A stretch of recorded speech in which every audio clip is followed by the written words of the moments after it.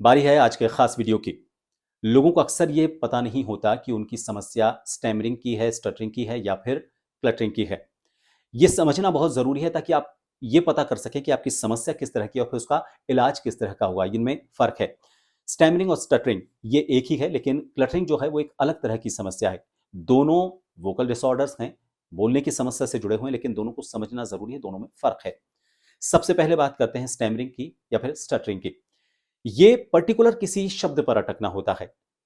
किसी सर्कमस्टांसेस में भी ये होता है, या फिर जैसे हम ये कहें कि कुछ लोग अचानक से सामने आ जाते हैं, या फिर अनजान लोग होते हैं, उनके सामने ये समस्या होती है, वैसे ये समस्या नहीं होती। ये रेगुलर और इरेगुलर दोनों तरह की समस्या हैं। पर्टिकुलर किसी कंडीशन में होती हैं, जनरली अकेले होते हैं, परिवार के साथ होते हैं, तो उन्हें समस्या नहीं होती। पर्टिकुलर किसी वर्ड पर अटकना, या फिर जैसे ही सेंटेंस की शुरुआत करने लगते हैं, पहले शब्द पर हमेशा अटकते हैं, फिर उसके बाद नहीं अटकते। तो ये सर्कमस्टेंशियल हो सकती है। इसको आप अलग तरीके से दूर कर सकते हैं। और दूसरी जो समस्या है वो है क्लटरिंग की समस्या। ये आपके अ, इर्रेगुलर जो आपका फ्लो होता है बोलने का, उससे जुड़ी समस्या है। ये हकलाना नहीं है।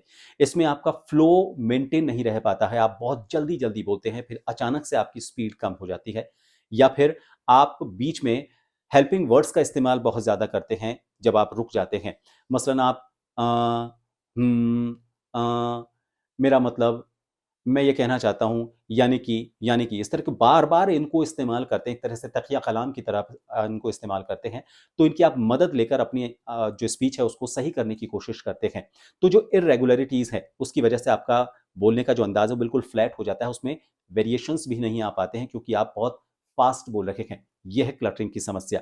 तो दोनों चीज़ें अलग हैं, दोनों को आप समझें ताकि जो मैंने वीडियोज़ बनाए हैं, उनमें से कौन-सा वीडियो आपके लिए यूज़फुल है, क्लटरिंग वाला या फिर स्टैमरिंग वाला, स्टटरिंग वाला, वो आप समझें और फिर उस वीडियो को देखें, तो वो एक्सरसाइज़ आपके लिए मददगार होंगी। Thank you.